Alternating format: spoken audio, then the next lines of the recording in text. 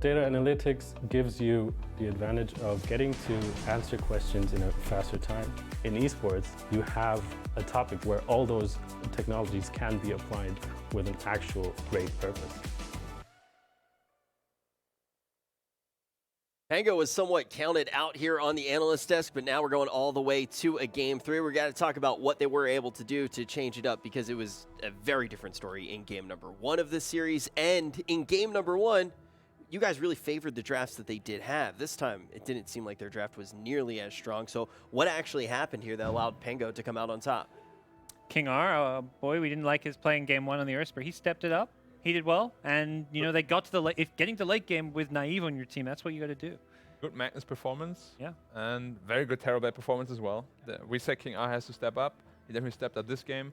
Lots of good RPs, lots of good scores, and he really empowered the TB. That was insane. Okay, so giving a little bit of gas to some of the players. Are there any players that you want to put on the chopping block? Well, he will do the support. I'll do the carry. So we start with okay, you're the carry player. So early game, laning stage wise, you know they have this tri-lane versus tri-lane up top. They get a first blood. They dive into the tower. Kuro tries to TP home. Okay, that wasn't the best idea. That's okay. You make those mistakes. But then right after that, he goes bottom, where Axe is creep cutting. He's just like watching this Axe creep cut waves, waste the next 3 minutes of the game doing nothing. He then heads mid. He's like, wait, that's a Timbersaw. I can't gank mid. Heads back to the Axe. Is like, wait, what am I doing? I got to go top. And it's not until like 3 minutes 30 when he's back top lane. Kuro's first few minutes of the game were just wasted walking around the map. It was a very awkward decision, especially considering they just first blooded the TB. So if you just go back to that lane, you would just pressure him. Meta's down or something. You know, like the fact that they didn't just keep pressuring. We'll see the first blood here on the highlight. Like this is his metamorph. His metamorph is down. This top lane is won, and maybe that's why Kuro decided to go bottom. Like to cut him some slack. He's thinking, okay, top lane's fine. I'm not needed there. Let's go help this bottom lane where Axe is creep cutting. But you can't. You can see on the minimap right here, he's watching the Axe jungle and cut waves. That's while there's fighting going on top. Kuro needs to be here. There is no reason he shouldn't have gone back top, and that, to me, gave TB way too much space to farm. Yeah, the early game was a bit messed up because of that. The Sven didn't really have impact anymore after that, because a strong laning phase presence was kind of wasted on nothing. And then the other thing we wanted to talk about was the Juggernaut. How's Shadow shaping up, Black? Shadow, standing. Honestly, at first I thought like the first 15-20 minutes he looked quite good. He TP'd when he had to. He like pushed the tower when he had to. But come mid game, like 30 minutes or so, he got picked off twice solo while his team was like finding a gank on the other side. And then his item build I didn't really agree with. If you're playing against Axe, honestly the best item build you can go is to St. Josh Satanic. Everybody knows it. This is status resistance item build. You get called by that Axe. It actually only lasts for like 1.5, 1.6 seconds, and you're out of it. You're good. You can't kill yourself anymore. You have super much HP, and you need the Satanic anyways to man-fight the TB. He was kind of a non-factor in all these team fights. He didn't do any damage. It was like... I mean, is that just the item build, or is that also just the matchup? Because he's against the matchup TB. was terrible, yeah. The matchup was terrible, but whenever you play against the TB as a Jug, you want to itemize like purely offensively. Just damage, damage, damage. When it's Satanic, St. Joshua for defensive items, like defensive, well, they do both. And then you just want to have Butterfly, you want to have MKB, you want to have Mjolnir, all these items, just pure DPS. Because otherwise, the Omni Slash does nothing. He didn't even bring TB to half health with one full Omni Slash, which is kind of ridiculous. Yeah, it felt like it was all up to like the Coddle and the Timbersaw to deal damage and deal with him. Both, I feel like Matu and GH both played very well, though. Matu, I mean, I think his item build was quite good, but he had too many issues to take care of. Like, he had to itemize like the Crimson Guard for his team against Stay the TB. alive, team items, and he had to then be the TB killer. Yeah, it doesn't work. I mean, obviously GH with the refresher had some huge plays, but as soon as that is on cooldown, they don't really have a teamfight presence anymore. And I mean, we just saw King R with like 2 massive RPs here. Sealed the deal. A little bit of criticism to some of the players that we've gotten to watch quite a bit today in the 2 games that we have seen, but there are a few players that we haven't gotten a chance to watch on the mainstream, and they are moving along in groups as well. So, Gods, to anybody who has just been staying tuned right here on the mainstream, what have they missed in the other group play matches that are going on? Yeah, so we know who won the other series here in Group C. Vici Gaming took down J-Storm 2-0, which is, I think, the expected result. Yeah, it looked like it was pretty quick games. And yeah, Paparazzi, Ori both going off on those 2 games. So winner of this will play against Vici Gaming. And then over in Group D, EG 2-0'd Aster. Very convincing. They had a game with a TB versus Jug as well. TB winning the matchup over there as well. Definitely, if you're picking Jug and the other team can pick TB, maybe you need to think twice about it. It's kind of like back then when a Lifestealer was really popular. You just would counter pick him with TB. Yeah. Lifestealer can't fight a TB. Same as Jug. You can't fight it. Well, you can, but only like if you're like 6 slotted, then you can kill him with a 1 Omni Slash. But if you don't get there, then it's just a super tough matchup. And I don't know why people pick Juggernaut so early without like an idea. You have to. You know there's Terrorblade still in the pool. You pick Juggernaut to pressure early, of course, but. TB is still very, very strong here. And the final series is the Fnatic versus Alliance, where Fnatic took game 1. I believe game 2 is still going on, maybe ended by now. But I read that Alliance actually had a really good game 1, but they kind of like couldn't capitalize on the advantage and then gave it away. But I think Alliance should be an evenly matched, should be an even match with Fnatic, just like on paper. And now we know inside of our group too, as you already mentioned, Gods, who the winner of the series that we're currently in will be playing, and that is going to be VG. And then the winner of that will leave this group as the #1 team from Group C. But to do that, Liquid versus Pango, we got one more game that's actually going to decide it. We're looking at some of the stats coming out from game number 2. And game number 2 and game number 1, very different feel. Ultimately now, do we feel like Pango is more in it than we did at the beginning of the series? I know, Gods, you kind of talked about looking at that first game and saying, yeah, everything kind of went wrong. We know Pango's going to be able to get back on the horse here. It shouldn't be too much of a problem. Is Liquid feeling that way now after game 2? I think Liquid won't be too thrown off by this one. They'll probably look a bit towards some of the hero matchups they had here. Playing Jug into Axe and Jug into TB. Pretty tough to do. There was just too much pressure on Matu to do everything on his Timbersaw, so I think Liquid will look at the draft a bit. And then game 3 should hopefully be pretty interesting. Going into game number 3, what are you expecting to see here, Black?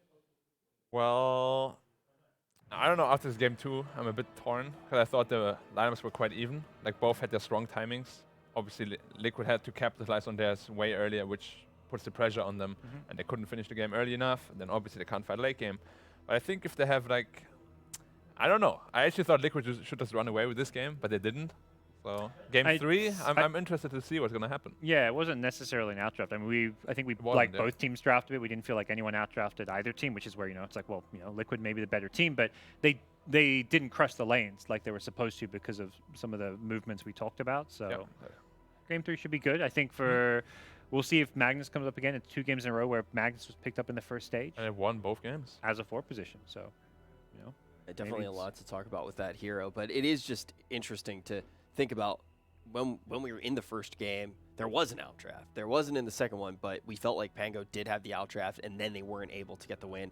Liquid looked very convincing, and all of a sudden you say, it looks like they should be able to take this series convincingly. So now at this point, I feel like every game we're kind of on our toes here with this matchup, and this is the matchup that had the most questions due to the stand-ins. I feel like now we can start to say whether or not the stand-ins are going to be a factor for these teams. I mean, King R definitely redeemed himself in the second game. First game, I think he was the big playmaker people were looking at as well. He needed to make it happen for his team. He couldn't step up to the plate, but second game, he did what he had to do. He played really well. So if you can do that again in game 3, I think they stand a good chance. Because so far, I'm not impressed by what I've seen from the Liquid chemistry in the game. A lot of times we've seen this 4-1 split, which is very common if you just don't have synergy together, Like, he was there alone on the top side of the map, and the other 4 were finding a gank here. They actually find the hero, but they don't have the damage without the Juggernaut to kill him. And at the same time, the Juggernaut gets picked off top lane. It's like the worst case scenario. It felt almost too predictable, too. It's almost like, Pango know this is what's coming their way. It's like, okay, they're just telling Shadow to go farm and push a lane by himself while the rest of the team does stuff. It's like what EG used to do with Artesia a bit, where it's like you kind of know what they're doing and you can just read it too easily. So they gotta definitely work on that a bit. Yeah, try to include Shadow a bit more. Yeah, even if it doesn't always work out perfectly. I think for them to go far in this tournament, they need to play with Shadow. They can't just play this 4-1 split that we're talking about. Well, one of the other things that you noted was the idea that even if they were going to be able to play a strategy like this, that they were going to be able to let Shadow do his own thing, it might work against some of the lower tier teams, but later in the tournament, it would be a big threat when they're actually tested. But all of a sudden, it seems like Pango even is going to be testing them a lot more.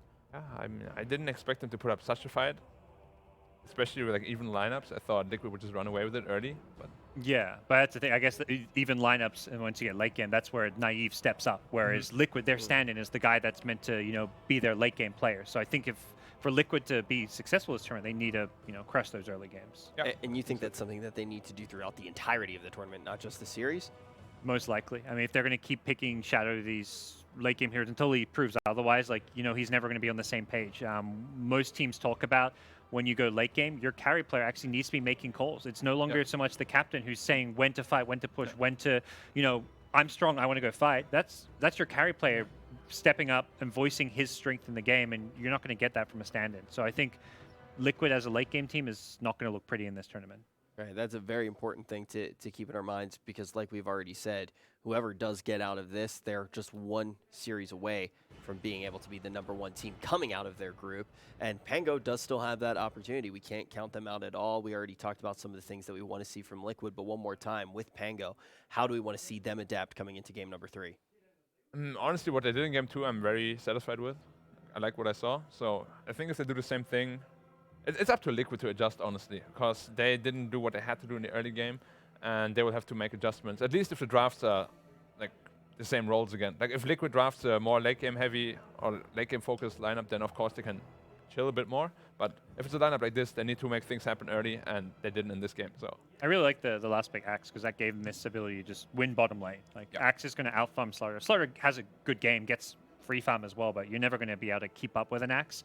And Gostic, I mean, he's actually he's the mid game playmaker. It's like normally they're 4 position in the early game, then Gostic comes online, and then late game Naive is like one of the best carry players out there. Like a staircase, pretty much. Yeah. And then Sailor's solid. He's just never a standout. Same with 5 positions or 5 positions. Which team has a flashy 5 position? I don't think any team really does, but that's not what the role's for.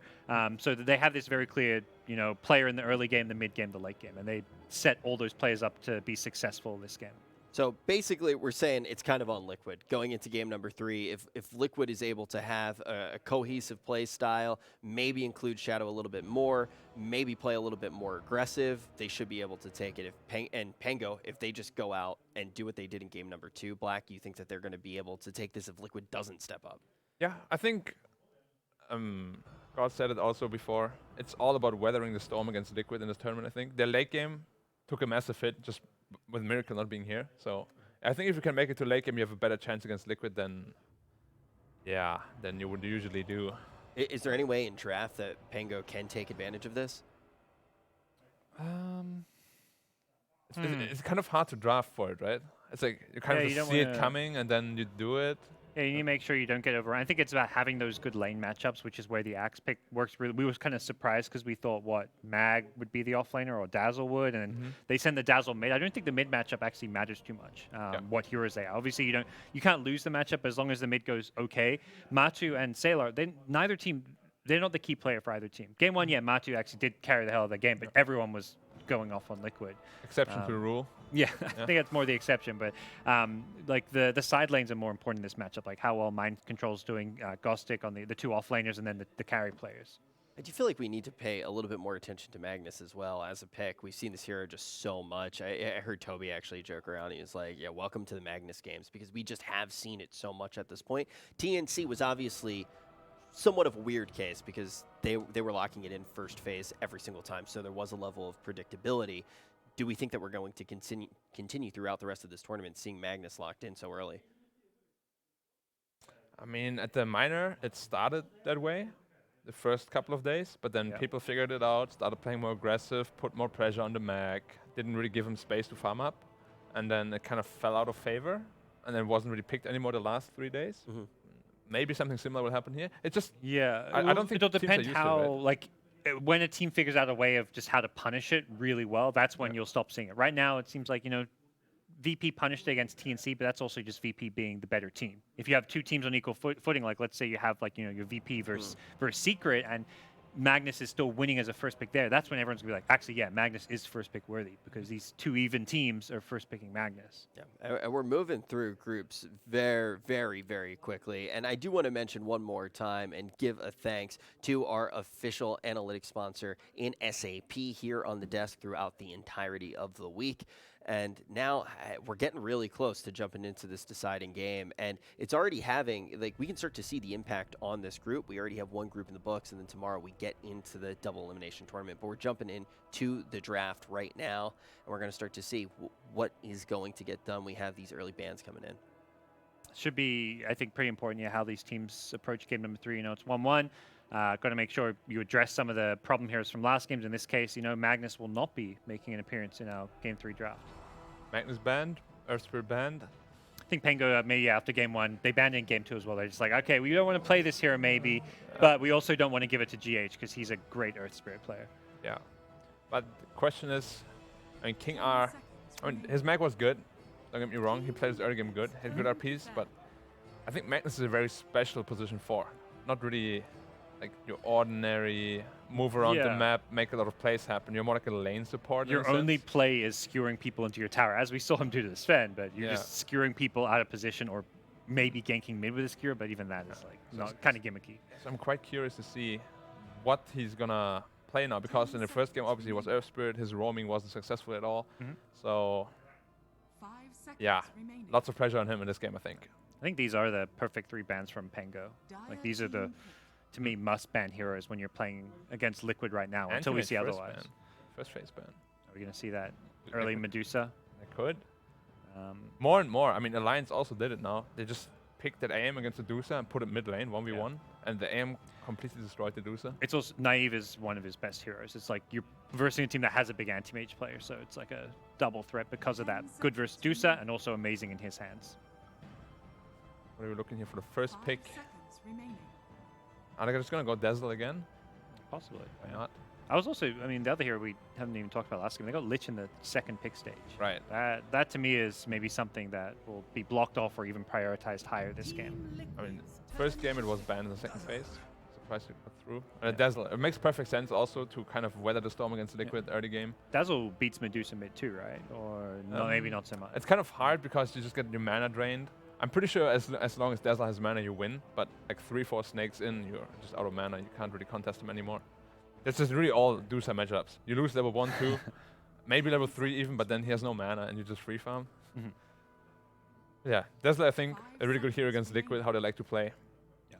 It may also just not be Medusa and they want to ban anti-mage too, is the other thing. Could be, yeah. I mean, they didn't ban it in the other 2 games, so might just be, all right, screw you. We're going to ban this now for whatever reason. What kind of hero do you think GH ends up on? He played Magnus, and now Io Earth Spirit banned out. He caught all game 2. His keeper was really good. Yeah, I think you could go back to that if you want to kind of go down the same route. You could give him, I don't know. I mean, he has lots of good heroes. How do you feel about staying on the keeper here, though? Is that the pick you want to see? I feel like he did a lot of work last game, so they do go for the Dusa. Oh, here we go. We haven't even we've forgotten about this guy. AEG. Titan, yeah. He's he was first banned yesterday. Yeah, all the time.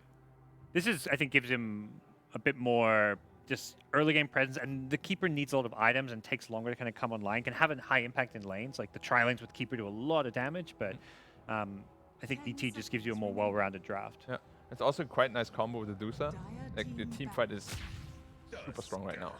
And the Aura also very strong in combination with the Dusa. The Tusk was it banned the first 2 games? I believe so. Yeah, so there was actually plenty of 4 positions this game. If you're talking about Tusk ET, a couple of the strongest right now. That slipped through my mind. Yeah. But yeah, Tusk is definitely like, one of the strongest in the game. This tag team. A hero like Dusa that feels really tanky. You stand next to her with the tag team, suddenly it just dies. Yeah. That ability is ridiculously strong. Gotta imagine Liquid would target some of those naive heroes now. Yeah. Take out TB plus Jug or something. Might just take out the TB again, yeah. Although Dusa's not really scared of Jug. Until very late game at least. What else does Naive like to play? Terribly, of course. TB, AM, yeah, he played PA in game 1. I wouldn't consider that like one of his favorite heroes, although it, no Pango, and now the Pango, you have picked it as one of their most played heroes. I can kind of see it suit their style as well. Yeah. Without the Magnus, PA just feels a bit lackluster. Yeah, I always feel like you can kind of like Jug too, though. I feel like Jug without Mag is kind of, you need an enabler for Juggernaut, you know? Just by himself, he kind of feels like inferior to many other carries. And one of the heroes we saw against Medusa was Slark, right? But that's also a similar thing where without the Magnus, is Slark really viable? Yeah. Like, these heroes are very reliant on a very good laning phase without the mag, and they're not the strongest in lane, obviously. So they're also not going to carry the game on their own. Like if you have a Slark, then you need a high impact mid as well. That's also going to scale well. I mean, PA Tusk makes quite a bit of sense because of the tag team is a very strong lane, but the Slark is probably a bit more iffy. Yep. But then again, PA doesn't match up very well against Dusa without mag. Quite hard to fight him too. EB's out, Underlord is out. Wow, we Beastmaster, get yeah, the mind control. Beastmaster. I actually thought they would pick it up first phase for a couple of games already, but I mean, Beastmaster Medusa is just insanely strong. Like, this is such a high value third pick as well. yeah, the draft looks really good already. They have tower push now, they have team fight, they have lots of damage, strong lanes. Yep.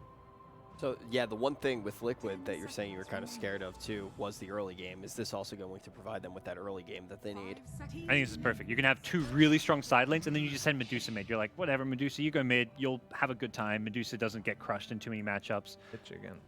Puts Dazzle on the core. I think you need to have again, you don't want to get run over in the lanes. Lich is perhaps the strongest laning 5 position right now. Just send him safe lane to secure Naive's farm. That's what they did last game. Lich +2. They could do like a Lich Jug, for example, if they wanted to. I guess the question's going to be, does that scale hard enough? But obviously, if you go late enough, Jug does get to a point where you can beat Medusa. Actually, like a level 25 with the talent, Juggernaut Omnislash can contest the Medusa for sure. Yeah, Medusa can't easily get away from it or out of it, so it's not too shabby. Grimstroke, double Roar, Double potential. Roar, double Mystic Snake, not bad. I actually kind of like this better than the usual Lich Grimstroke, just because you have a very tanky frontline position 4 that just doesn't rely on fancy combos. Ooh, A Visage. so Sailor play. He's a Visage spammer, which means Dazzle. Visage. That's weird. I guess Dazzle's playing offlane now, like a Dazzle Tusk offlane, and then you're looking for some big hard carry there.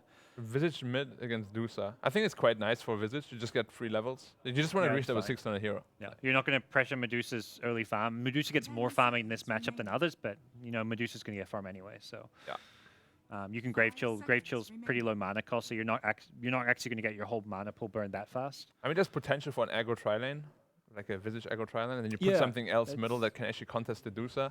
But they need somewhat of a hard carry to contest Dusa. It's hard to find. It seems weird because like if you do Dazzle mid and Visage tri-lane, like who's playing? Like Naive doesn't want to play Visage. You want this guy on some mega carry, I would think. Sailor normally plays the Visage for this team. Yeah, would make a lot more sense too. Just how they like to play.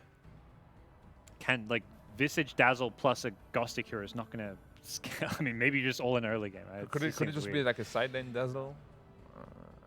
Like doesn't sound too strong either. Yeah, doesn't sound amazing. I mean, they have possibilities. Their lanes look quite strong. Yeah. And that's where Visage needs to be in the tri-lane or mid, because in a tri-lane it can work, in mid it doesn't matter that he has a weak lane. With all that said, how do you expect these teams to round out their draft? Pango could pick so many things here. I mean, they're looking for a hard carry for sure, but lots of the good hard carries are banned out already. Yeah. Just get Jug, right? Yeah, we're looking at a Jug, yeah. Okay, but just ban Jug, I mean. All right, just ban Jug themselves. Pick Tide, have no carry, no problem. We're going to end the game in 25, 30 minutes, right. Pango say. They're going exactly against what we said. Great. Yeah, go late game. You've got Naive, one of the best carry players. Just survive the early game, carry it late. No, they say, no, we're not doing it. What about a carry Tide? It might 250 damage talent. Yeah, but they're not going, even if they're doing farming Tide in the safe lane or whatever, they're not going to play for the late game because you don't outscale. You really don't. It's gonna be sad if you reach late game with this. This is like this is the Gambit strat. If you watch Gambit at the minor and leading up to it, they would just run Visage and 5-man and look to end the game in 25 minutes. They'll get Vlads, they'll get Pipe, Crimson, they'll get all these aura items. Visage, you get a Helm of the Dominator, and they're gonna push. They're gonna look to end this game super fast. Yeah, if you don't end it by like 30 minutes, they're gonna be in trouble. So Liquid is looking for a last pick. They could honestly just go Timber again if they wanted to. They need some carry, some Like core that self-sustain. comes online early, isn't too greedy. Do they still believe in the Timber though? It's a question. What else is there for Matu?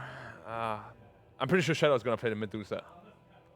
And then Also, I guess it could be Matu playing at mid, but even if they're staying at mid, they may just want Shadow on it. Yeah.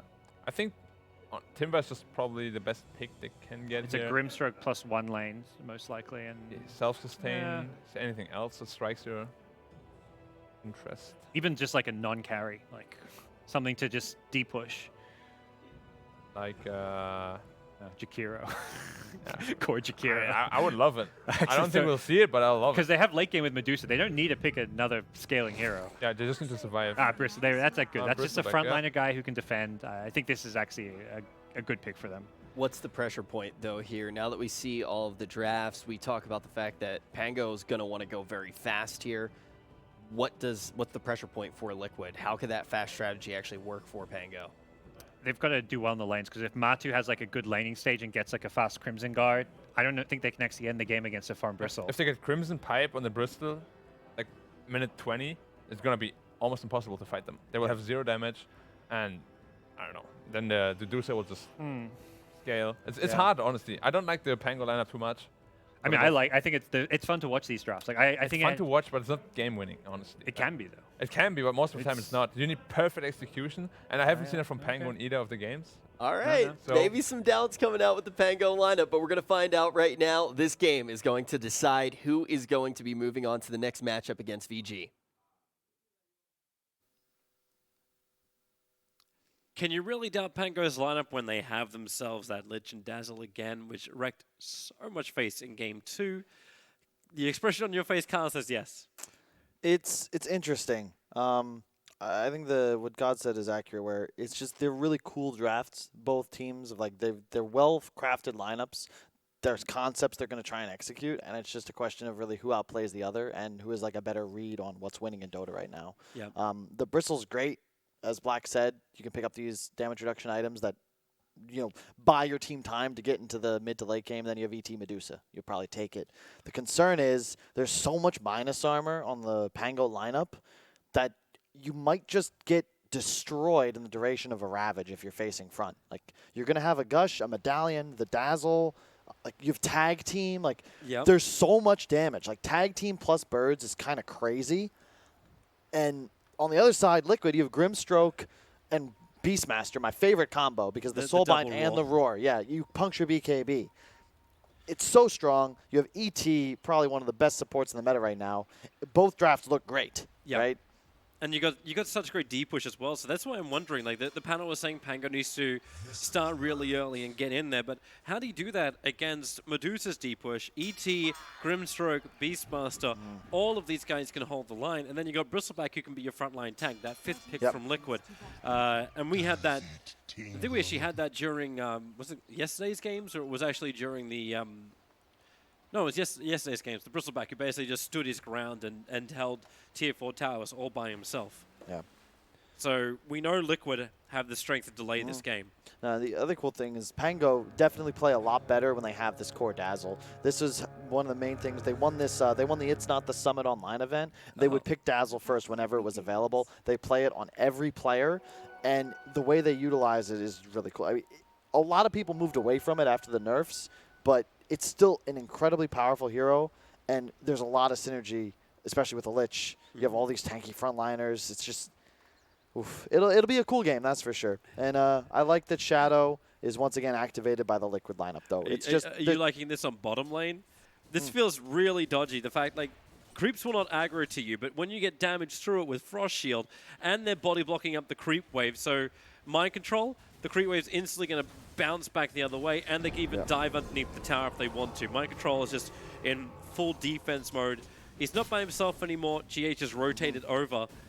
But it puts this top lane as Bristleback versus the Tide Hunter, which would be a fun matchup. I'm not sure that's what you wanted to do here, because now you're going to have a level 2 Radiant tri-lane before you get level 2 on the Dire side, and you're going to have a double creep wave in just a moment that's very difficult to CS into, especially now that Liquid's TP'd both their supports down here. Oh, ET is definitely looking to punch somebody. Plus 54 damage, look over towards the Tusker, but once again, Frost Shield gets put on somebody and everyone walks away. Yep. Now, we've already seen the prowess of Visage in tri-lanes, though, especially as you get more levels. It's just, this is going to possibly be the lane that decides the game, although I look towards realistically. I look towards mid as well. Like, it's double the CS in favor of the Dazzle. And he's just zoning out Shadow. This is not a fun lane for a Deucer, it seems. No, definitely not. Yeah, bottom lane, we're probably just going to see a bunch of mana used to just harass. There'll be a kill every once in a while, but I don't know if it's actually really difficult for either of these teams to really dominate. Up top, both heroes probably bought a stick. Yep, stick, Quelling Blade, and they're just going to trade. Yep. Mid is going to be the key matchup to watch, I think, and so far Shadow definitely suffering. Can Matumba actually trade into damage? When he gets hit by that Anchor Smash, his CS doesn't look that great. Like right now it's 8-2 versus a 3-1. 2 minutes in. Obviously there's a big creep wave coming in from Matumba, so he'll make up a lot of space. Yeah, I'd call that even. Yeah, this is going to be one of the more slow-paced games, I feel. Neither team really able to rotate too well. It's really just the Tusk that has that ability. Theoretically, you know, you can dual roam with Grimstroke ET, but you're going to have to sit bottom because there's 3 heroes in this lane. It just feels so like, all right, GH wants to go again. This time with a stun, they'll dive underneath the tower. The damage to get through the Visage, but Frost Shield makes it very difficult. Yep. And they'll salve up pretty quickly. I like the decision from GH, though. It's a minor detail, but he ended up purchasing a shield at the side shop because he recognizes that he's going to be taking this damage, looking to harass, and just a easy mitigation. You buy boots first, so typically you won't ever get the shield, but in a tri-lane, it's super value. I'd like to see Sailor do something similar, and after he finishes that Null Talisman, get a Bassi. They're going again. Just put that stun over on Mind Control. And it is dodged, thanks to Tusker, Snowball. GH with the stomp, and now the damage coming into Tusker, but through Frost Shield is too difficult. Instead it's the Visage who finds the first spot on GH. Mind Control diving underneath the tower, taking way too much damage from the tier 1. So Pango with the Soul Assumption, he's body blocking himself up with his own board, but that's why Kuro tries to turn it around a little bit with a Stroke of Fate, but he still cannot save the 3 position of Liquid, but maybe they can get it still a rebuttal. Stuns available, Kuro's letting it rip. They've already got a double kill on him with the Stroke of Fate. It goes through the Visage, and combining with GH with that plus 60 damage, they actually get 3 kills on the bottom lane to both of the supports of Liquid. I feel like both teams overstepped a little bit. Liquid obviously with a slightly bigger punish. And it's a bloodbath down here, but neither team really taking a decisive advantage. Like the CS, 9 versus 9. The key here, mid lane, 24-9 on the Dazzle. Medusa only 14-4. Shadow definitely being punished a bit. If Shadow sees that regeneration rune in top, like Naive's going to move. He's actually going to get the regen rune. That's so big for him. Yeah, in this game he will be rushing the Necro Book, it looks like. I think that's the right decision. Just allows him to farm Ancients that much faster. Yep. Very strong against the Deuce as well. You have the mana burn on hit, and then when he kills it as well. Snowball, they're running forward. He does have that ink swelling up, looking for the stun over on the Tusker, but that's why Tusker Frost shielded up underneath the big stack. GH wants to use all that bonus damage to actually kill somebody off, and one more punch to do it, but actually no, the damage wore off, but he'll still get it with a second swing. Won't have TP for just a moment, and unfortunately, he wasn't able to purchase boots before he died, so now he won of the gold for TP and boots. He'll just be teleporting down in about 10 seconds. Top lane, yeah, it's pretty much just people spamming at each other, nothing crazy. I think Slayer's wanting to go for this kill. He can use stick charges, then get the Frost Shield up. With GH rotating back over, nope, here's the Frost Shield and the Blast. And nope, Kuro's got the distance, and they also have the Shrine. So back over to the Black Dragons looking for an attempted denial. GH, they're all baiting out their damage. Yeah, in the meantime, Mind Control got both bounty runes as well. Well played by him. You've got King R on the way mid now. Yep, rotation onto Shadow. Just that snowball forward. They need a little bit more control to get through Shadow, and they do have it with the Fairy Fire. Dazzle Tusk. Kuro's TP and nowhere near as effective as when he was Oracle. Yep. There's just nothing you can really do to save your ally there. He was just far too low on Shadow. I'll be interested to see what item choices he goes. I was brought yesterday, I can't remember who I was talking to about this Kaya Yasha concept on Dusa. Because of the way mana loss reduction from Kaya functions with your mana shield, it's actually just insane damage reduction. It's very abusable, somewhat similar to how OG would utilize Spectre with IO and stack that reduction. I don't know the math on it, but you have a mana shield and you lose less mana, and math, very good. Increase efficiency level. That's all you want, right? It's something I actually think needs to be changed, and I think that's also a main reason that Deuce is picked as much as he is thus far. Like you get up to like 71% damage reduction by just purchasing Kaya. Which is funny because like, has that actually been an item we've seen any team purchase on the Dusa? A couple times, yeah. I keep seeing Mantis, and I don't know if that's the play, but you know, I am a caster after all. It's Great chill 16%. and Frost Blast out. Over on the Beastmaster, Snowball's coming in from the Tusker, able to connect as Mind Control goes to the tree lines, but the Stomp creates a lot of space and keeps the Visage and Soul Assumption away. But it's Slayer who's in the trees, who needs the distance. GH trying to catch up, but now the Shards, it doesn't actually get the block. It's already Lich dying. Kuro low on life thanks to Soul Assumption, but GH goes in deep. They are really going after this with the Stomp under the tower. One more punch will kill off Visage, but the TP support's coming in thick and fast. Double kill. It's already the Dazzle back. GH will die, and they have the damage from Mind Control. Yes, they do. Dazzle with the double kill. What a nice rotate for your mid. Now that's going to speed up your items. He's already got the Necro Book coming on the Courier. Wow. 7 minutes into this game. That's crazy. You farm so fast with that item. He's already going to be able to take Ancients whenever he desires. Thanks to the cooldown reduction from your ultimate, that Necro Book, I think the cooldown is 63 seconds with a 60-second duration. Self-explanatory why that's so good. Boy, Dazzle, he's just...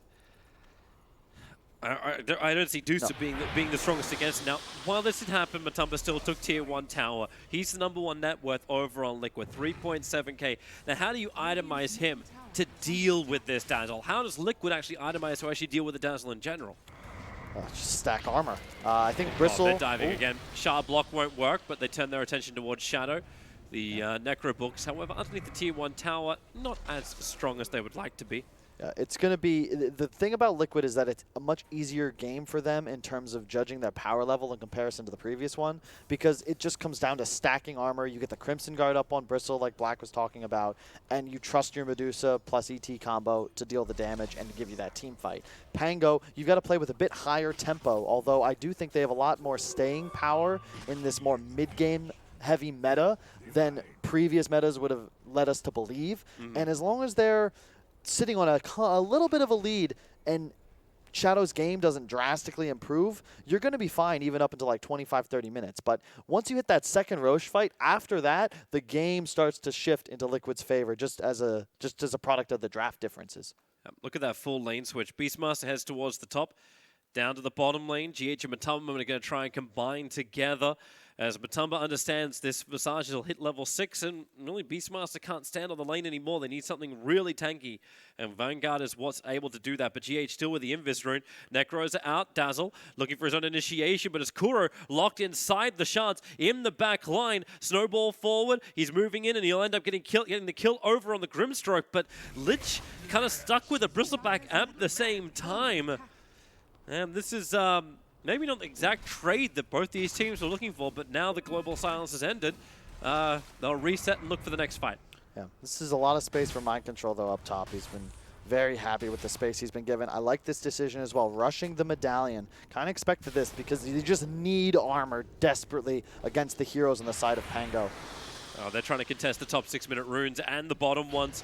You've actually got Mind Control and a little bit of hurt working with Kuro on the top lane, while on the bottom lane, GH will go down. Mind Control still now on the run. Slayer slowed up by these boars is problematic, but the Familiars even more problematic. Soul Assumption's back off cooldown. Mind Control has just enough life, and he actually summons another boar, but the Familiars, they come up, fresh summon, fresh damage. And that's great kills across the board for Pango as Kuro. He'll still get the Lich as a rebuttal. It's well played. Decent trade Snowball mid lane, though. Mid. Necro Books have been triggered off by the Dazzle. The Shard block is perfect over on Shadow. They burn through all of his mana. The Shards will disappear, but where's his follow-up damage? It's already done. The attack from the Necros will do the work. Tusker kind of caught in the wrong side of the trees, just trying to juke out Kuro, but that's why they silence him up. And the follow-up son from the Inkswell. Tusker snowballs back off cooldown. He can buy himself a little bit of time, dodges the attacks, but then he comes in even closer, which allows Giacia to spirit out and find that final point of damage. Dazzle with no points in Shallow Grave, just cannot save anybody. Really cool play from Shadow, though. He actually was microing his illusion. He got 4 CS with it and was a big part of actually securing that kill, even though it was on a sliver of HP. Arcane's looks like... Yeah, so this is cool. Liquid has a much better understanding of like item synergy this game. You've got Matumba Man going Vanguard into Crimson, probably Mech after. Actually, it's going to be Mech first. You've got Beastmaster rushing Medallion into Vlad's. Well, they're going after the Bristleback. We'll see if all those tanky items can keep him alive. Sinister Gaze pulls him out. He was already locked in, and with the with the snowball, they actually dodged the ET splitter. And there's 30 seconds on the sideline. Pango want to fight. They have Ravage available. They have Vlad's on the Tidehunter. And damn, their sustain is so good. So they just group up as 5 and look to fight with the stomp. Maybe a little bit of space to be created, but Tidehunter still no mana actually. He cannot get the Ravage out. Shadow stole too much, but it still is Pango charging forward. They've got all the tankiness in the world. It's a good form there and stomp. Doesn't matter. But Mind Control does not want to join this fight. He still remained on top lane. TP scrolls available. Bristle will respawn now. This is just such a disgusting amount of momentum. They've got a Vlad, they've got HOD just completed, and so many heroes that utilize or add to the amount of physical damage the entire team can output. Tag team, Dazzle's passive, Gush, Visage, oh my god. What, they're going to keep fighting now? Okay, Liquid's got to be a bit careful, but check up top though. Yeah, Mind Control's taking the tier 2 towers. They're getting space. Visage is beginning his TP now. So Mind Control, look at it. Fresh resummon. He wants the damage. Mind Control does not want to burn Raw, but with the Familiar's control, another stun, even the Sinister Gaze, he'll have to Roar the Lich, not the target he wants, through the Soul Assumption. From Sylar is going to be more than enough to get the kill on the Beastmaster, and they keep their tier 2 tower alive. Yeah, Sailor actually took over the Beastmaster's boar. He saved his HOD to do just that, and that was instrumental in taking out that kill. Big tower to take out mid, because now they have vision in the area as well, and they've protected their own. As the Dire side, this mid tower, if it goes down, it really opens up Roche for the enemy side, and it's very important that they keep this alive as long as possible. Imagine Roshan is definitely going to be something Matumba wants to try and take. He's just able to tank through everything that Roshan throws. But they also want to try and take more towers. That's why Matumba's moved to the bottom lane to do his defense duty. But Visage moves to the top lane to do exactly the same type of thing. And he's actually rushing in for the Assault Cuirass. After getting that Dominator, what else is coming on the Courier? Dead. Oh, that's Tusk Dazzle right there. Yeah, goodbye, GH. Yeah. Tag team, bear in mind, 100 bonus physical damage to every unit attacking a target in that radius. So you add in all this minus armor and all the minions. It's just like, you ever play Hearthstone and get zooed down by perfect curves in like 4 turns? That's what it feels like if Pangolier catches somebody alone in the jungle. So I don't play them card games. Yeah. yeah, we'll both bite our tongue on that one. So the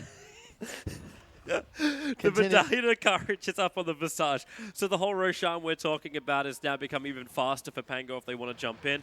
But they're being very, very clean about it. Like, you got Ghostic on the bottom lane, adding pressure to the tier 1 tower. They'll bring Dazzle down here as well.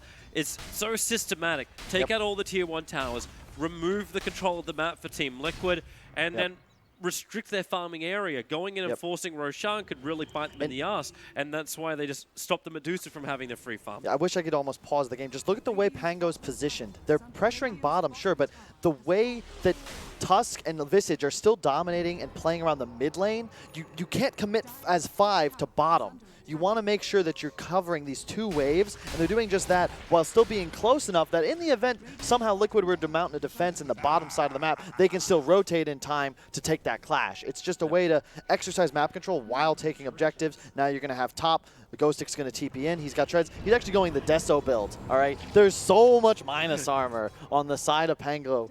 It's going to be crazy damage output. Fantastic scan from Pango. They worked out the GH is in the trees now.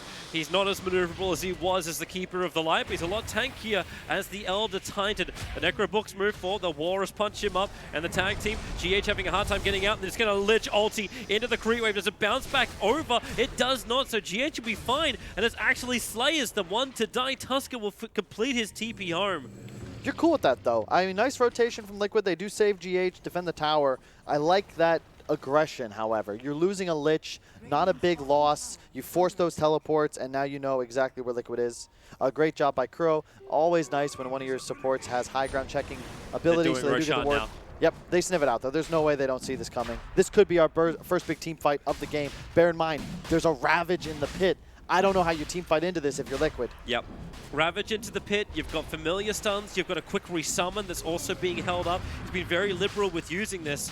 Well, they have the Spirit, So though. ET, that's one way to get around it. Spirit goes in, Spirit goes out.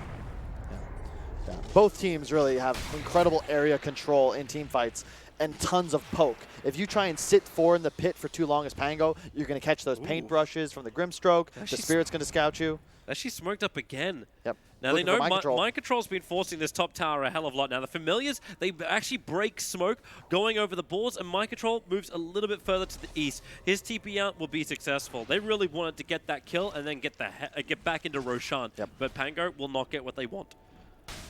Really, just really good itemization from Liquid. I love Matumba, man. I would have been very concerned were he to pretty much go anything other than Greaves in this game. I think Crimson Greaves are just so necessary just for the armor aura once people get very low. What's going to be dangerous for his teammates is if they get into those negatives and all of a sudden they're just being auto-attacked by birds. Like, they'll just die unless they have that support. Like, I'm just loving Tidehunter Desolator. Like, gets Blink Dagger, queues up Can Desolator. Yeah, to explain why, though, that's because now your Anchor Smash, it does your attack plus bonus damage, not a regular amount of physical damage. Oh, what a catch. The shards. It gets both Matumba and Kuro. They've already killed off Kuro.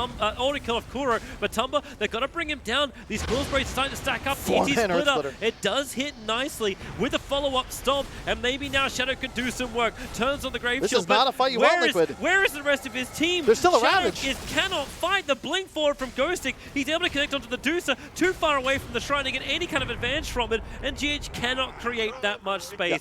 3 heroes down. Now Pango can do Roshan. You can't fight this as Liquid. Like, you can't ask for better spellcasting from GH. 4-man Earth Splitter, 3-man Stomp. It doesn't matter. You don't output any damage, and even if Kuro were to, or Mind Control were to be there, it doesn't matter. This is the most incredible mid-game lineup we've seen yet in the tournament. You need to buy way more time if you're Liquid. You need at least another 15 minutes before you could be confident running into a Ravage. Well, Dire will claim Roshan.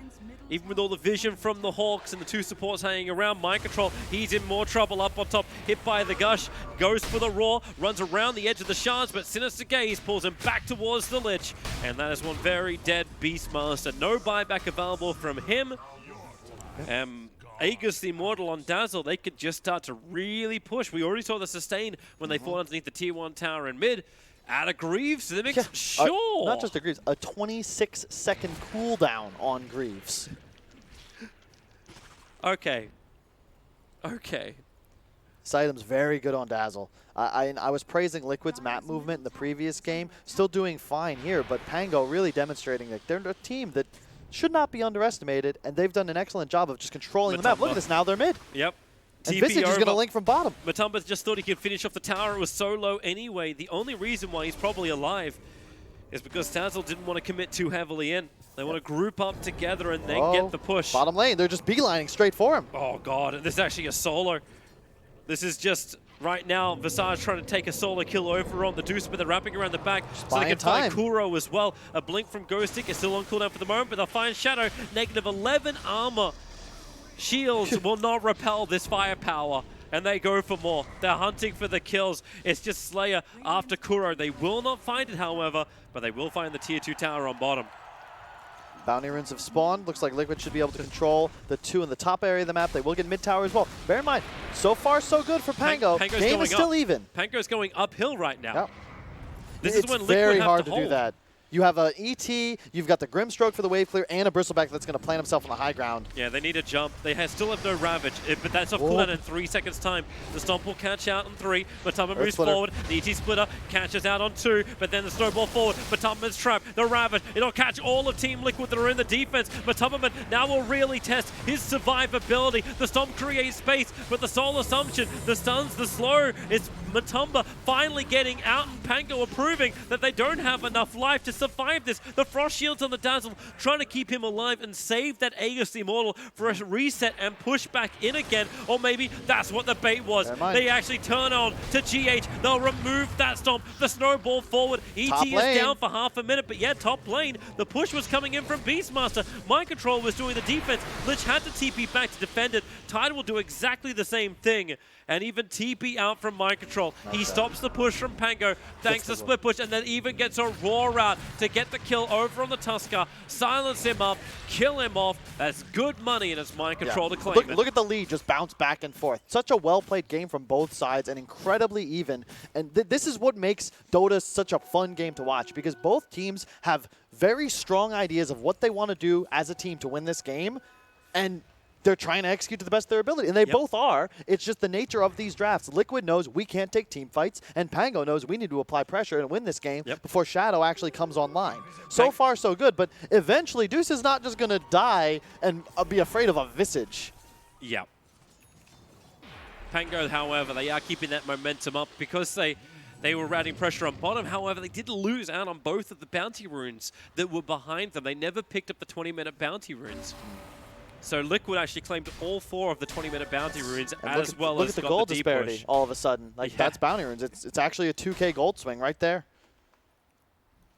This is not what Pango want, but at the same time, they still show they've got the sustain. They can break through the Liquid lines. And check out what's queued up on Sailor right there. Silver Edge. I don't know if he'll actually commit to that, but it is pretty nice against a Bristleback, who will all of a sudden. You can see the problem. They can't actually deal with him. The Sinister Gaze is a really cool concept because they're actually pulling him into the team and then facing him forwards. He takes full damage, but otherwise he's just going to plant his ass to them and say, you know, try your best. So moving away from finishing up the higher level up in Necrobooks and looking for a more direct counter to Matumba, because they did hold it. They had great control of Matumba and still couldn't bring him down. But Matumba's looking for more. He's finished up Crimson. He's got his Greaves. And he's looking to get a Radiance. Yep. Like that burn. They have no more direct damage. But Blink, Ravage, they're going straight in. They want the Bristleback. They're committing everything. They've got to get the kill off on him. But he's got enough life, and he's walking away and the force up the Earth Splitter. It caught all of Pango in position with the ink. They're just painting this town in Grimstroke. Pango is on the retreat. Tight Underwall fall. And that is not what Pango wanted. That was the worst case scenario. Of all the targets, Toby, you all in on the Bristleback. They wanted to prove it. They wanted to prove that Silver Edge was a requirement. Oh, man, and I was just about to say, like, you're so close to Assault Cuirass on the Visage. That item is game-breaking. It's a 10 armor shift that Liquid is still so far away from possessing themselves, and you make that play then? Oh, that's going to hurt. The They Liquid end up just losing go, this. can Liquid go up? Can they force it the other direction now? Shadow being initiated on. He's going to quite a quick man to dodge and try and get away from those familiars. Running out of the mana, but now the ET stop. GH just creates so much space. And now maybe even Snowball. Okay, Tusker. Shards forward. There's only so much help Shadow can receive. Hey, you want to talk real quick about Deuce? I know he died there, but did you see how we went from 0 to full mana? Another reason this hero is picked so early is because of that talent. Level 15, you get plus 35% Mystic Snake Mana Shield. Also part of the reason Kai is OP on the hero. But point is, he's going to be a lot tankier than you realize, especially when he gets level 20 talent of 700 mana. So still, you can see when Pango isolates Shadow, he's going to die, no problem. But this will shift as the game continues. You got to stay calm, relaxed. Roche respawns anytime from 1:30 to 4:30 from now. You got to make sure you get that if you're the side of Pango. Mind control, roaring over on Dazzle. He's got more support on the way. ET's coming in, and GH, well, he can't get close enough, but that's why he has a Spirit instead, and the ET splitter literally snapped by this. Matumba looking to capitalize on the situation. Chainfrost bouncing between Kuro and Mind Control. They should separate themselves up a little bit more. And while they were doing that, it's just a TP out. Yep, and I love the Radiance choice from Matumba, man. It's not just for the offensive power, but it's 17% miss chance on all of the creeps and on all of the heroes. And who on the side of Pango is your traditional right-clicker that can buy an MKB? None of them. So it effectively represents 17% evasion for your entire squad. I think right now the max amount of physical damage is done by familiars, not even by the heroes. The AC is complete, however. Imagine if he were able to pick that up and they take that fight before the Radiance. And this kind of Dota, it's all about just hitting a timing, your power spike, and just walk at him and pray you win the fight. Well, right now, that's what they're doing. They found Grimstroke jumping forward. Negative armor. He had 26 negative armor with the Desolator that's now on the Tidehunter. But while that happens, Beastmaster is pressuring top. Lich is here to defend, so Mind Control, with the split push pressure he attempted previously, it won't be as successful, because you just frost shield the tower. I think if you're the side of Pango, look, this Elder Titan has got to be one of your first targets. If you're able to take out the supports of Liquid. Matumba, he's baiting him out so hard. Negative armor, don't care. Pops Greaves, instantly counted out. And that mid tower, he'll actually end up looking for the denial and able to do so while the kill does actually happen over on the ledge. One more shot. Ooh. I thought that would do more damage than it did. Tower is fine. That's 128 cool. HP. So denial in mid, and they almost push out the top tower. I just respect these teams for the little things, like, you know, the punch onto the catapult to try and kill it before that last shot. But it survives because Mind Control solar crested it. And he was doing that while pushing because it now gives that bonus attack speed. It's part of the reason the tower took so much damage, even from a solo Beastmaster with the Lich defending. 3K lead for Liquid. It's pretty big. Still, though, Shadow, he needs that next item. If he can manage to grab a Butterfly on top of the Radiance from the Bristleback, I think this really starts to shift in favor of Liquid. But you've still got one more shot of your Pango. You can get this next Aegis and look to go take a big fight, but you need that fight. They need to get rid of the side laner as well. Beastmaster is over in the tree lines. TP Scroll is on cooldown for Mind Control, but he just picked up a Blink Dagger. So he can be very, very elusive, and thanks to his Hawks, they got so much information. But maybe that's when they look towards the mid lane instead. It's a Bristleback with Greaves. Like, no matter how aggressive he wants to get, Visage is still questioning if they could do this. Because they don't know if support's behind. Roshan's are alive, so Team Liquid, if the time is right, maybe they force their own fight, they can go in for Roshan. An extra disable will be brought to the fight. In from Naive, he's got himself a Scythe. Yep. So the Hex is now available. That's huge. Unfortunately, no longer disables passives, so the Bristle, if he's still facing his back to them, it won't. Familiars, they're looking for their target over towards Kuro. Familiars have the drop down, they've got the chaining stuns, and the damage output really good. You've already got the kill over on the Grimstroke, but is that enough? Back up, remember your job. If they have an Invis Tusk Bear in mind, he just picked that up along with the Spirit Vessel. It's a big item purchase against a Bristleback. The Beastmaster once again on bottom lane. Still looking for the trade-off. Oh, he's TPing in. Yeah, he is. But there's a Tusk scouting everything out. Invis, he's underneath the Sentry Ward. A little bit off to the side now, so they can't instantly attack him, but they go after Mind Control. Flip him already with the Walrus Punch. They're coming. They're looking for the fights. And the Shard block perfectly on the edge. That's why they go for the Ravage. No ET stop, but he still has a Splitter available. And the Double Soul Assumption hits. They fly out, so GH will fall. And now you have Bristleback, isolated, no extra support. TP's coming in. It's ET trying to help him. They hold him in position, but it's all on the back. The stomp is good, but Tummerman finally brought down by the Walrus Punch. Kuro cannot save his life. And underneath the Observer Ward, they feel confident to continue to jump forward. Gush can't find chasing. Shards fly forward. They won't get it. They're not going towards Roshan yet. Yep. Now they are. I feel like if you get those kills, it's fine, it's fine. You want to get the kills. They smell blood in the water, I understand. I just feel like it's very important that they utilize this window ASAP. You have an advantage. You know this Deuce still doesn't want to fight, but he just grabbed his Butterfly. I still think it's time to go, but you got to wait for Ravage. So it's all good, it's all good. They may just push anyway. Bristol's dead for 40 seconds without buyback, so they have the ability to push. And they want to test it, because if they can force a buyback on a Bristol, you'll be happy with this too. But I suppose the D push from Liquid, it's so hard. It's so strong. How do you go high ground against a Dusa who's right about to hit level 20 and an Elder Titan? The high ground of Liquid is so strong. Yeah. The momentum and the power at the moment of the Pango lineup is also incredible, but you just can't break base.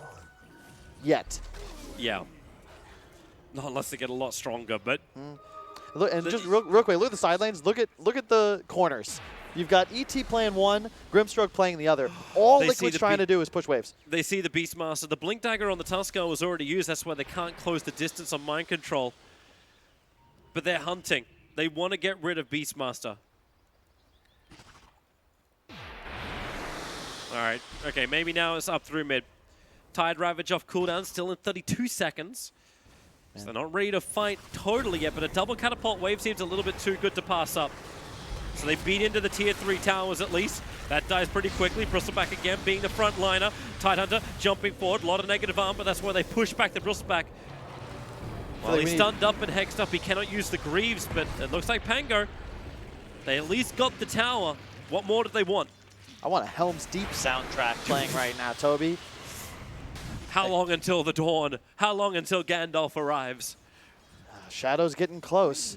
And Sound the horn. He's got the level 20, like I said, so he's going to have a lot more survivability, but you could see, like, those structures just melted.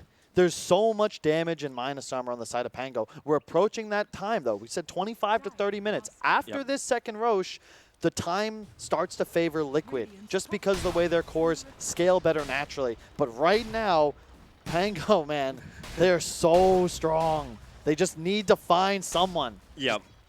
And they did. They did around the Roshan pit. That's their observer was to go to work. At the same time, like I still wonder about this itemization in from the Dazzle. If you're looking to finish this game right now, why are you going a Lincoln Sphere over on the Dazzle? Why are you not looking to actually complete up that silver edge he had previously? I might agree with you there. Because it feels like Bristle's got to die, and they just can't get through his back spines with all the peel and the way that he's itemized defensively. Although, like, I don't know, if it's not silver edge, I'm trying to think, is there a team item that they don't have yet? They've got Greaves. I don't know. It's also kind of difficult because whoever you go on, Kuro and GH have a 4-staff each. Yeah. So they've been using that just to get Bristleback out of the engagements when that initiation comes in. Ty jumps in. He's gone for the negative armor. He's gone for the buff up on the gush. Yeah. I will say, though, there's a Pango's going to last longer than I estimated. It's going to be 35-40 because you're going to have a power spike if this Visage is able to finish the, what's the super orchid called? The Bloodthorn. Bloodthorn. That Radiance, that Butterfly, no longer matters. Your whole team has 100% True Strike on target. They're coming. They're coming for Beastmaster, and Lich is going to find him. Blink and Snowball, it was one of their smokes, a raw back. He does not TP out of this one. He does not TP out of this one. He was close. He was actually very close if it wasn't for the Hex. Yeah, but Liquid still, they're doing a good job. Always playing 3 waves. As you can see, whenever Pango finds a kill, it feels like one wave's at a tier 2 and the other is about to be there. So both teams still playing their drafts the way they need to. Yep. It's just going to come down to when does Pango decide enough is enough. We're going to fight in your base and see what happens. Yep. Might be pretty soon. Well, Team Liquid delay it. Spiriting up the mid. Top tier 2 tower will finally be brought down. That's the last remaining out of tower for Team Liquid. Keep in mind, too, the Pango have not removed the shrines. They've still got back positions to TP out to for Liquid, but into the mid lane. Dazzle has started the push. They're looking towards the range Rex. Jump in from Ghostic. Burns a Ravage very, very quickly. Bristleback's in the middle of this fight. Everyone's getting cool spray stacks up, but can they kill off Matoma? No buyback. The stuns are out. Matoma's going to kill them all if they're not too careful. Oh no, he may die anyway. 4-staff out. He finally goes down. A buyback's available for the Bristleback, but not for the Deucer. And that may just be the mid-racks, a fortification. Keeping the range racks alive on 7 HP and giving time for Bristleback to get back to the front lines. There's Tidehunter. With the shields up, they hex on the Bristleback. Dazzle stunned up because the ET is just an ET. Familiar drop down, and now Matoman trapped inside the shards. He doesn't have Greaves available. So much negative armor, so much damage, but double 4-staffs give Matoman the distance to get back to the tier 4 towers. Yeah, he just faded in that meantime. Oh, big mistake from Shadow. He TP'd in with long duration, and respect to Pango. They're playing to win this game, Toby. Yep. They just went straight in. He didn't get a damn second to do anything. They're going for the second lane of racks. A potential winner's bracket spot available. Keep in mind that Liquid, if they lose this game, they'll be in, well, and they still managed to get through. They're still facing up against LGD. Second place of this group faces LGD in the first round of the winner's bracket. It's a hard path, and right now it's Pango's path, pushing Liquid into it. Matumba, he barely survives. They still want the second lane of racks. GH has been such a beast throughout this entire series, creating more and more space. But they still cannot stop. Bottom melee racks from being taken and the full mid. Man, what a play. Again, it just, Dota's just such a game, right? If Shadow TPs just a little further back, we actually have an engagement. Instead, they have enough time, that extra 2 seconds, right? The bird stun as he teleports into the immediate Ravage, Hex on top, goodbye, and there's just too much damage. Pango, like, this is the time. About as close to the peak of their lineup as you can get. You're going to have a Halberd on the Lich. You've got Shivas, Vlads, Deso, AC, Medallion, HOD, a Hex if you need it. Did I say Greaves? There's a lot of items. It's tough to keep track. Hey, I'm loving the Aghanim Scepter Tusker. Let's bring in the kick. The repositioner, jump in and just push someone totally out of position. And it's actually incredible in this game because what's Liquid been abusing is this high ground and these huge walls, you know, unstoppable force, immovable objects. Well, all of a sudden, those objects are actually able to be punted about 2,000 yards down the field, and now they're isolated. You're probably going to find that kill if you're Pango. Yeah. It's the pure control you get from both the Spirit Vessel as well as this. This is almost like Tusker is tasked with making sure Matumbaman is always out of position. Now, this top creep wave is something that Pango need to do something about, because right now, okay, the Tidehunter will TP back. Because the tower's got 128 HP. It's been that way since Mind Control was last here. And that's why the Boar is also doing the run forward. And will not get any damage into the tower. And so far, like, what a performance from the cores of the Pango. Like, Naive and Ghostic have not died. And Sailor, I'd argue, has been the MVP, even with his 2 deaths. Like, he's just been everywhere.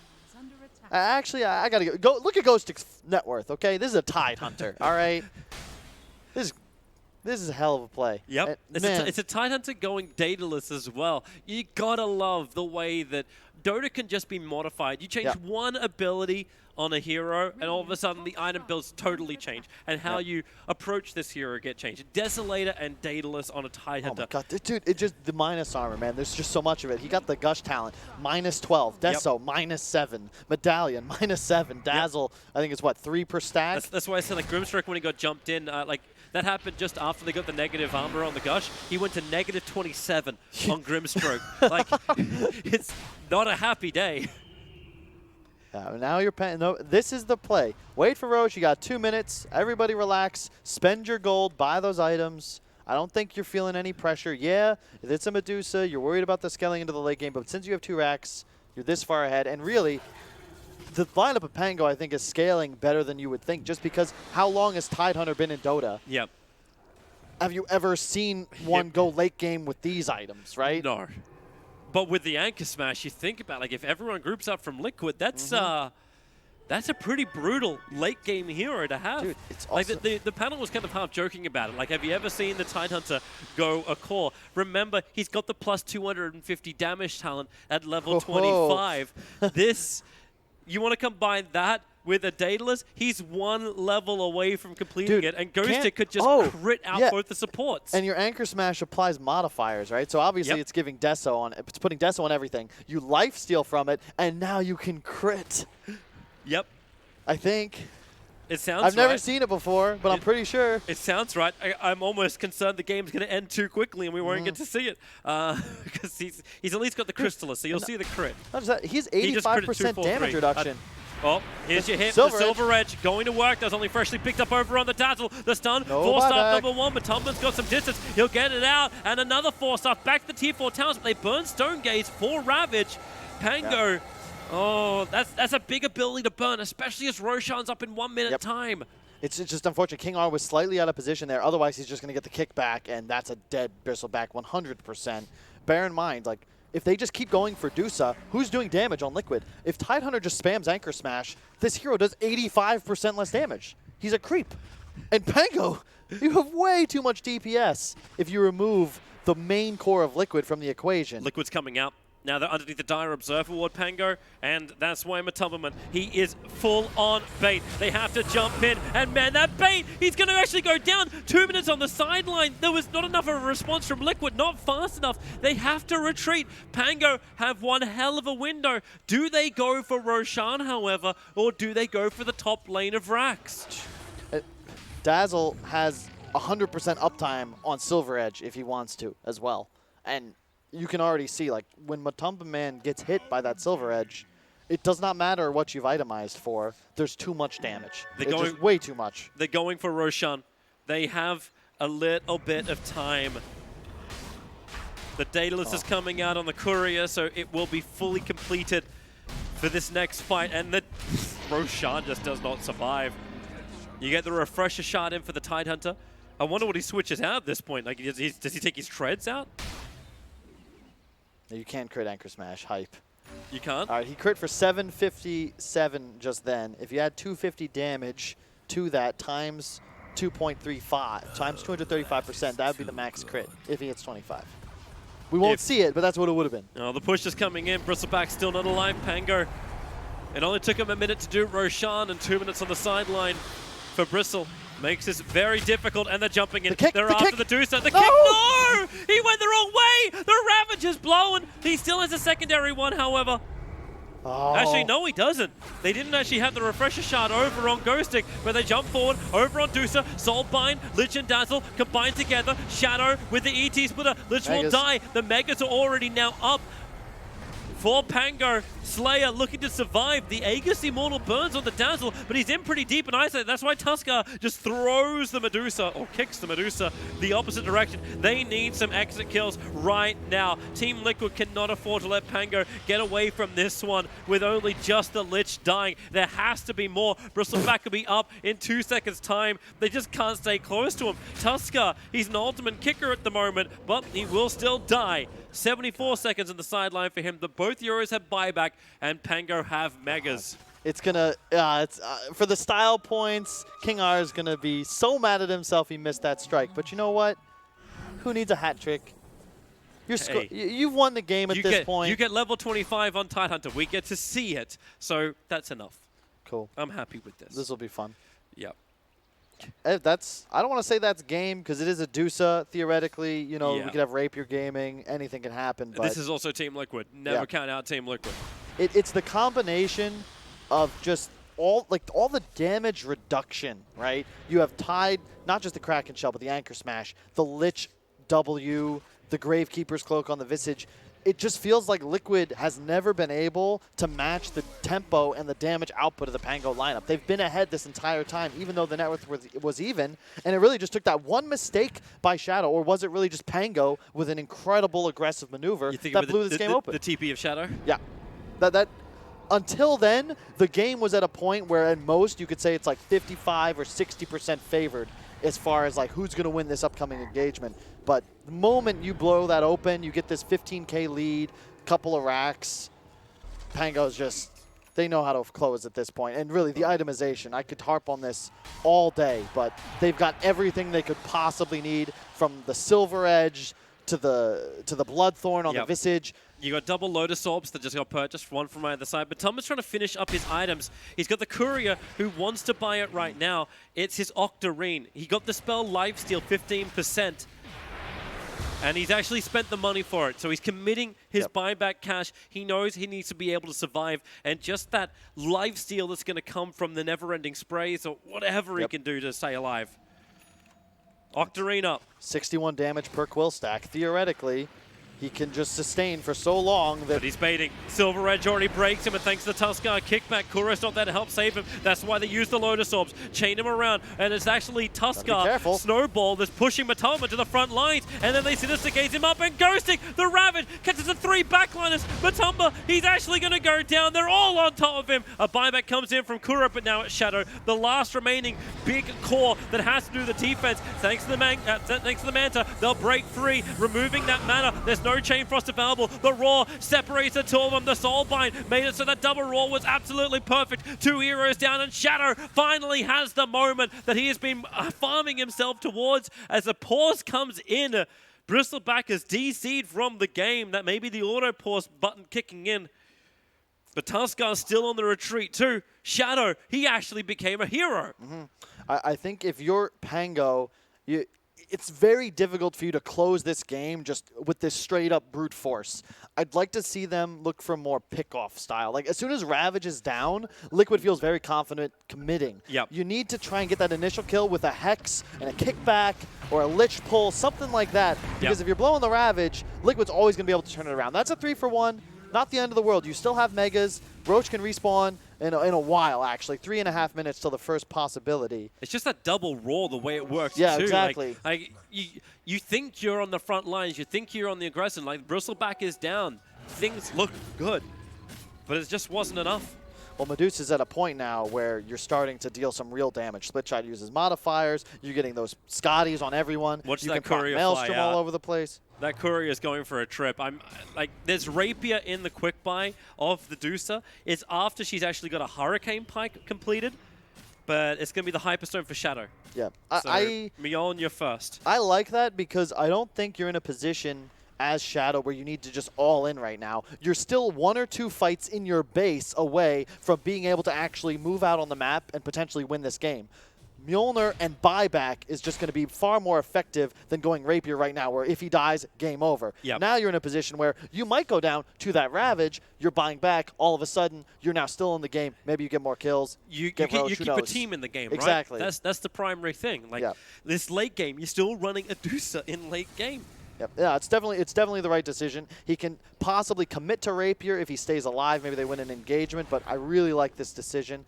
Matumba Man, he will not have buyback, but really, if he trades his life for Ravage and a support, the Medusa will be able to do enough damage to keep Pango out of the base. He still survived for a very long time, considering he was being pounded by 5 heroes who are 46 minutes into a game, very much farmed up, and he was still able to survive for such a long period of time. But they have to keep their eyes on the Tusker. The Tusker cannot kick back Matumba in such a fashion. But Matumba's got no other choice. He has to be the bait. Look at him. He's running on the front lines, and Tusker's looking at him going, okay, I just got to blink to the side. Yep, I think that's the play here. You Hex into the Silver Edge, kick back. Pretty complicated, but if Bristle's suddenly 1,800 units, he'd be effectively where the Visage is right now. There's no saving him. Sentries are down. This Observe Ward from Liquid won't be able to stay up much longer. The top lane was already pressured forward. Here we go. This time, King R cannot get the kickback. Feels a little bit too far forward. And the ET Spirit was on top of him.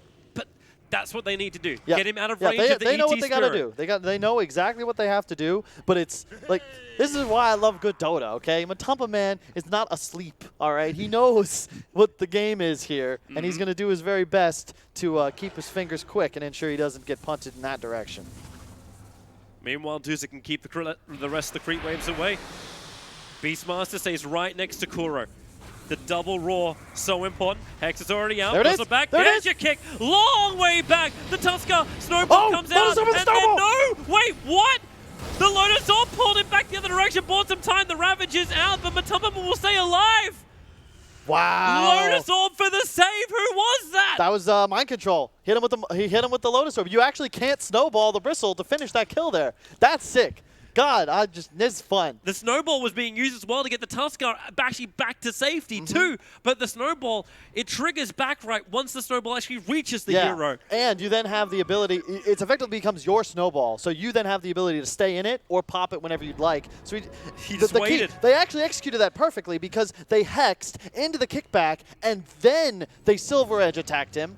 He's 100% dead if not for that snowball. Oh boy.